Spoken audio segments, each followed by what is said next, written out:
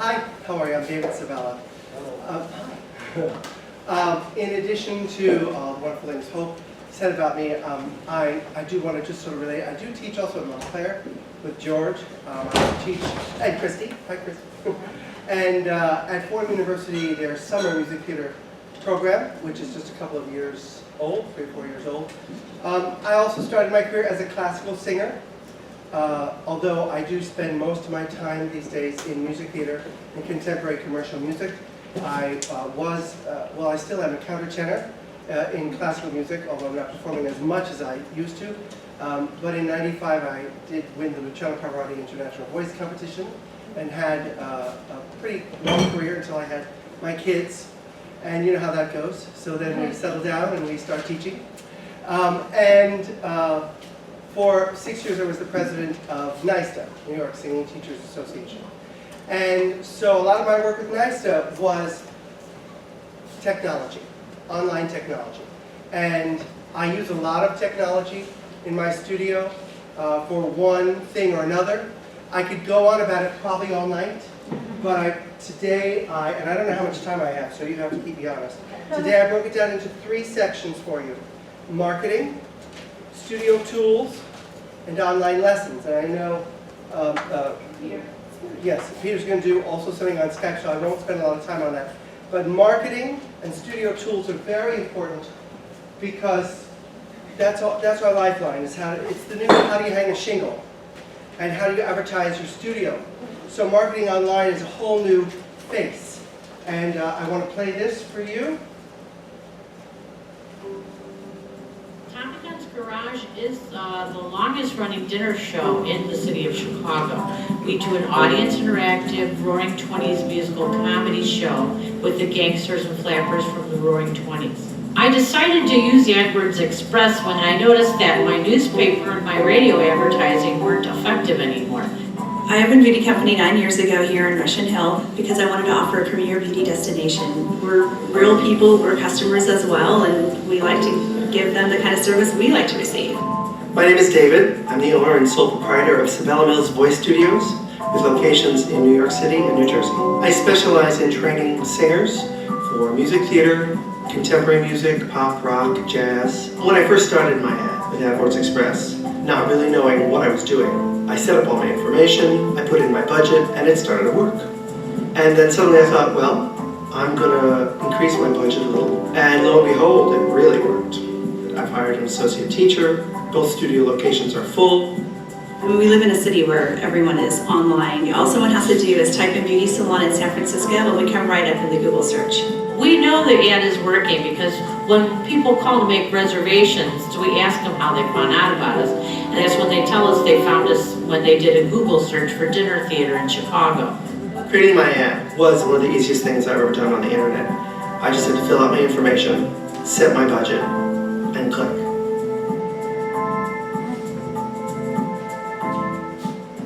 So Google contacted me about doing that. I don't know how to get this done. Okay. There we go. Let me put this. That was an ad for Google. That was not an ad for my website or my studio. That was an ad for Google. Because at that time, which is about 6 years ago, I was one of the first voice teachers using Google AdWords and AdWords Express. And through their analytics, they discovered me and asked me to do that.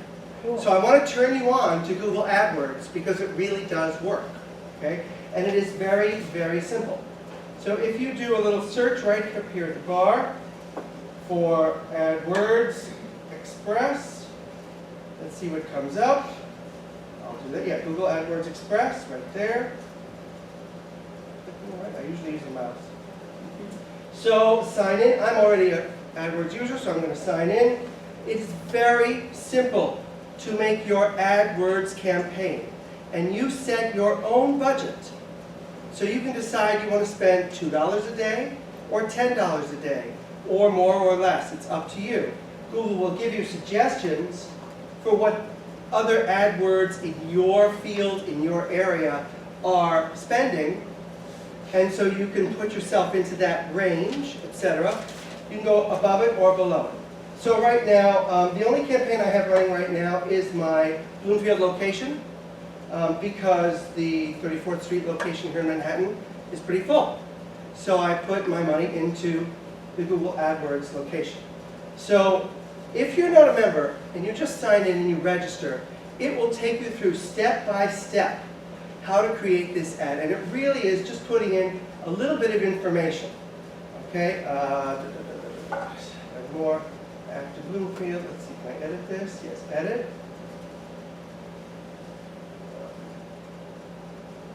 Oh, add name, add budget. Okay. See more. So with Google, you'll put in your location. Here's my budget. Okay, this is my personal budget because that's what Google said is basically what people are spending. In my area, this is the New Jersey location, people are spending in this gray bar. So I put myself towards the top of the gray bar. Okay? You can put yourself anywhere on the gray bar or above or below it that you want, etc. Okay, can you see it okay? I can't see what it says. Oh, well, I spend about $10 a day. That's the maximum. That doesn't mean I'm always spending it. Right. But that's the maximum amount of clicks that Google will allow on your, they'll show your ad, okay? Your link, your profile, etc.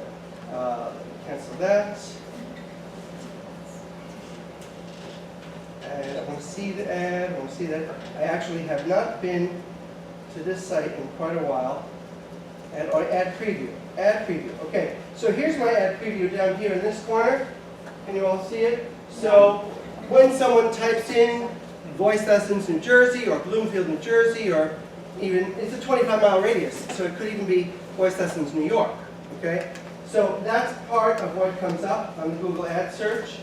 And when the Google ad for desktop, this is how it looks on a mobile app, which you can see, which has the phone there. This is what it looks like on Google Maps, if they do a map search, okay? And then they also show you, this is what it looks like on partner sites. We have that little banner there, that little picture, okay? I cannot tell you how easy this is to do. Can you just make make it a little bigger? You know I can! I didn't even know that. Thank you. Okay, What's see? a partner site? And here, partner sites, when you see a website and it has advertisers on it, Google advertisers, those are Google partner sites. You know, like musicnotes.com might have Google partner sites. So this might be one of the ads, if it's relevant, that come up for the viewer. And all the Google ads are relevant to the viewer. If the viewer's done a lot of searches for music or voice and they go to a partner site, these kind of ads are going to come up for them. Okay? And depending upon their proximity, that's going to come up. Okay? So let me scroll through that again. This is the Google Map version. That's on the mobile version, so it has the call button right there. And for desktop. Okay? And can I put on, let's see, the other studios, all businesses. Can I ask a question, David? Yeah. I'm just curious, how much extra time do you spend answering sort of phone calls and emails from people that ultimately don't end up taking lessons? There are, here, and you know what that's about? That's about your price point. If your price point is too low, you're going to get people who ultimately you really don't want in your studio. Honestly, that's your price point. If your price point is high enough and you put your banner ad or advertisement as a professional voice teacher working with professional singers, then those are the people you're going to get. And those people are very selective, and so I can't really say there's a lot of time that I've spent. I mean, I may take 2 or 3 phone calls a month from someone who, as soon as I get on the phone, I realize this is not the right fit for me or them. It's not the right fit. So I spend 5 minutes on the phone with them and I let it go, you know. But what these ads do, primarily, is that they then take you to the website. And this is my personal website, okay? How many people in the room have a website? Great, very good. For those of you who don't, it is vitally important that you have a website as a voice teacher, even as a singer, okay? This is your calling card, this is it, okay? I just had this website redone by a friend of ours, Felicity Graham, who's one of my associate teachers and was recommended to me by Jeannie, actually built this entire website for me. This is a really comprehensive website and is much cheaper than what I was spending when I tried to build one myself.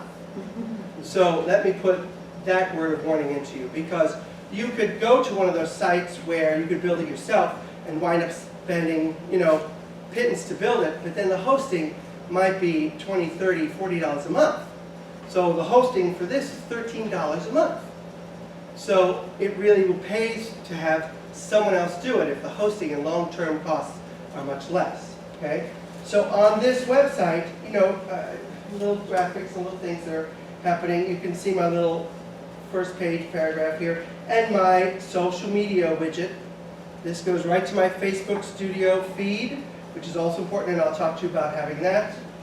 The website has comprehensive links about studio faculty, policies, testimonials, etc. The classes that we offer, the locations that are offered, the schedule, and this is a self-scheduling widget. Now there are a lot of self-scheduling widgets that you can incorporate. Even if you don't have a website, you can use something like appointee.com, or just look on, again, a Google search is all you need. Self-scheduling or appointment scheduling, automated appointment scheduling. And many things will come up, and they're not very expensive at all. The client here just picks who they want to study with. They go through the process. Let's say it's with me. And they schedule, loads up what they want to do. They have to pick if it's an adult professional in New York, or if it's in New Jersey, or if it's an advanced pro, or if it's a junior in New York or New Jersey. Once they go through that process, then they start whittling down, and they find the times of day that are available for them, and they book that. When they book that, it takes them right to pay for that.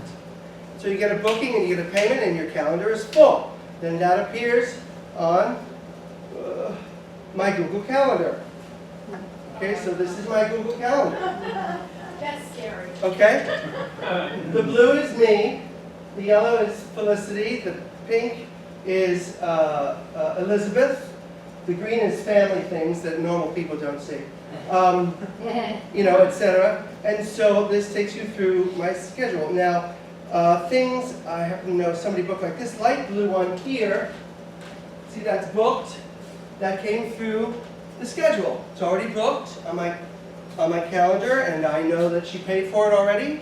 And so I just have to click on that and turn it into a dark blue color that sends her confirmation, and we're done.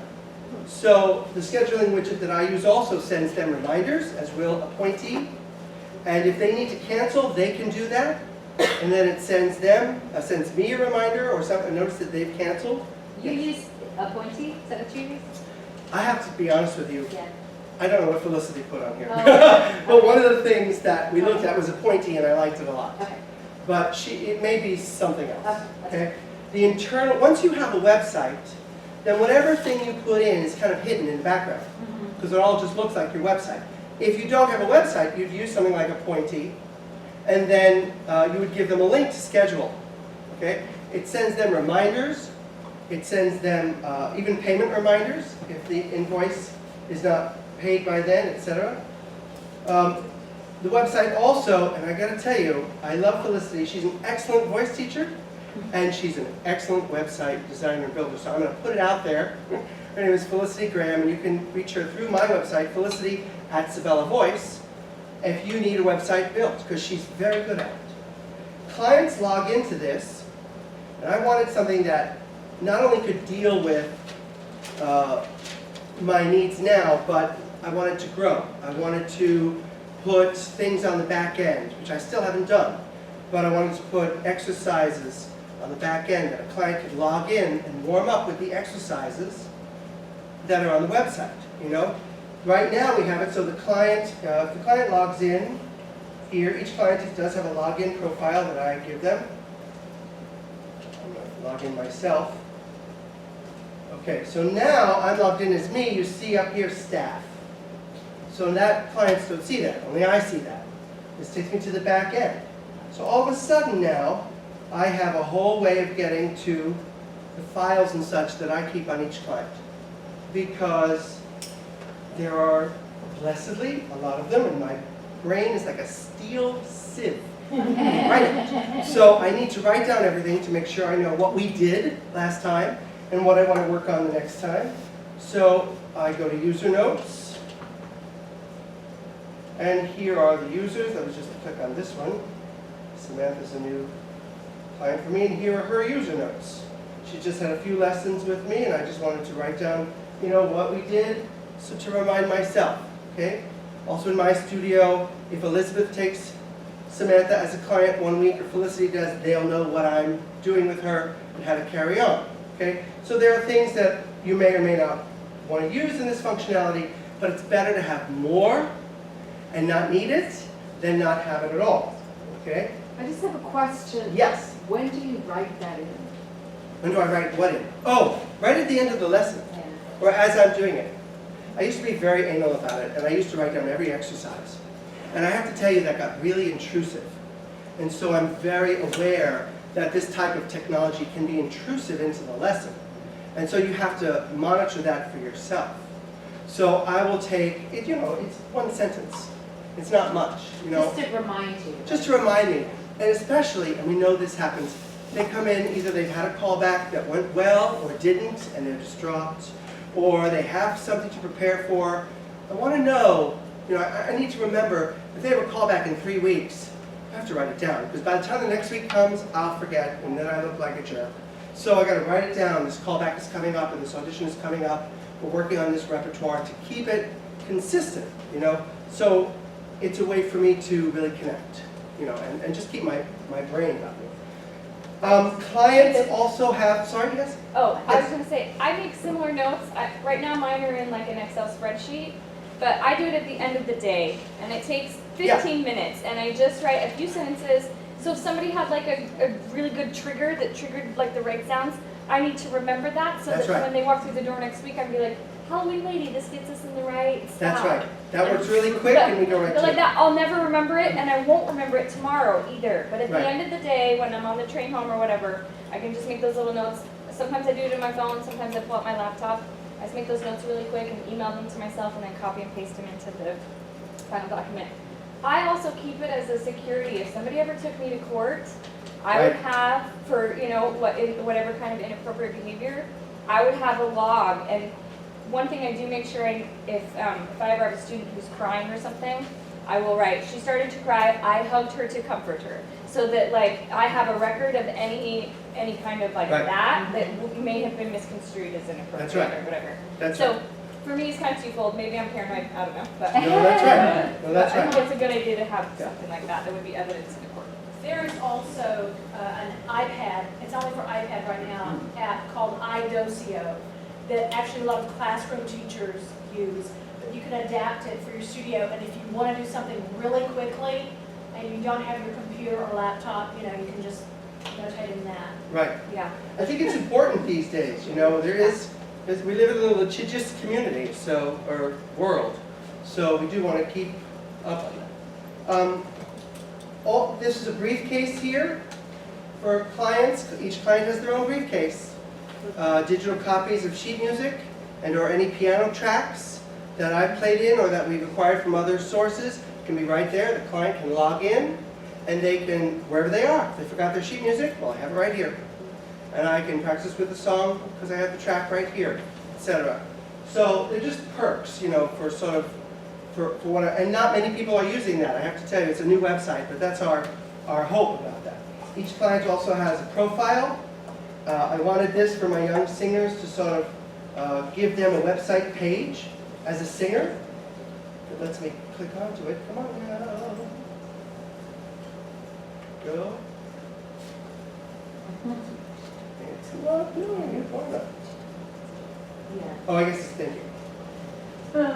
It's thinking about it. Anyway, it's like a little web page for them. They fill it out. There it is. Okay. So, and they'll fill it out with their headshot and these icons mean they didn't put a headshot. But there are some people who have put a headshot and filled it out, and they're using it. And if they want to send, they can put a YouTube clip on it. If they want to send it to an agent or a manager or whatever, it goes right to their And look, it has my website banner on it, right? So if the agent wants to call me and go, hey, how's this person? They've made a personal contact, you know, and so it's a way for me to support them and help them in doing that, okay? So a website is extremely, extremely important. One of the greatest, and Hope mentioned this before, one of the greatest things I've ever done with my website is put on these View Alive lessons. I do record with the student or client's permission. We video record their lesson if they want that. It can be either private or it can be public or it can be unlisted. We now use YouTube. I used to use Ustream. I now use YouTube. Nobody's really watching, folks. You know, I know who's clicking. I know every view, right? So each video will get 2 or 3 views. And I know, okay, the student logged in and watched it. Good. If the video has no views and I say to the student, hey, did you watch your video? And they go, yeah, I did. I go, no, you didn't. It has no views, right? And on the back end, of course, you can tell how many views and the IPs of who watched it. So that's really good. And I have had teachers who have tuned in to watch live lessons. And I'm very grateful that people are interested. Who knew they would be?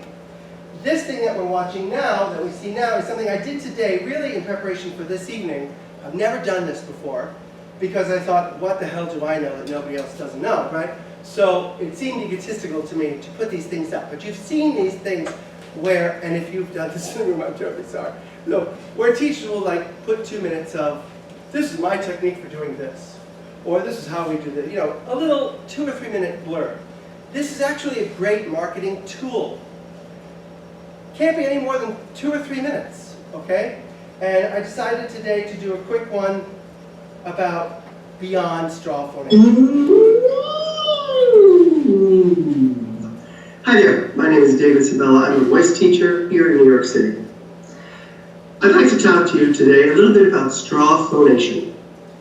Now, if you're a singer and you've done any research on straw phonation, you've probably seen some videos of several other teachers talking about straw phonation. And that is singing through a little straw like this, like a stirring straw.